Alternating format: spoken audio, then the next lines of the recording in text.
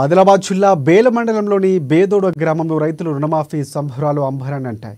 కాంగ్రెస్ ప్రభుత్వం రైతు రుణమాఫీ చేసిన సందర్భంగా బేదోడ గ్రామంలో రైతులతో కలిసి మాజీ సర్పంచ్ ఠాక్రే అశోక్ ఆధ్వర్యంలో CM Revanth Reddy, Congress party assembly incharge Kandi Srinivasa Reddy చిత్రపటానికి వారు పాలాభిషేకం చేశారు. అనంతరం రైతులతో కలిసి స్వీట్లు పంచుకొని సంబరాలు చేసుకున్నారు. కాంగ్రెస్ ప్రభుత్వం రైతుల సంక్షేమానికి కృషి చేస్తుందని, రైతును రాజు చేయటమే కాంగ్రెస్ ప్రభుత్వం లక్ష్యమని అన్నారు.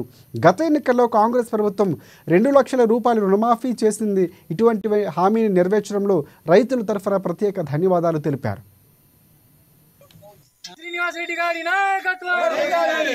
दोन लाखाच्या माफी निमित्ताने रेवंत रेड्डी यांचा पालाभिषेक करण्यात आलं आणि मागच्या जे इलेक्शन मध्ये विधानसभेच्या इलेक्शन मध्ये वादा केले होते का 2 लाख रुपये पर्यंत आम्ही कर्ज माफू, त्या हिशोबाने आजपर्यंत एवढे जे 1 ते 2 लाख पर्यंत लोन होतं ते आमच्या गव्हर्नमेंटनं म्हणजे काँग्रेस गव्हर्नमेंटनं माफ केलं. आणि जे काही मिस्टेक नुसार जे काही राहिलेले काही लोक आहे, काही मेंबर आहे, त्याचे 30 तारखेपर्यंत ज्या काही लोकांचे ते थकीत आहे ते माफी करण्यात येत आहे.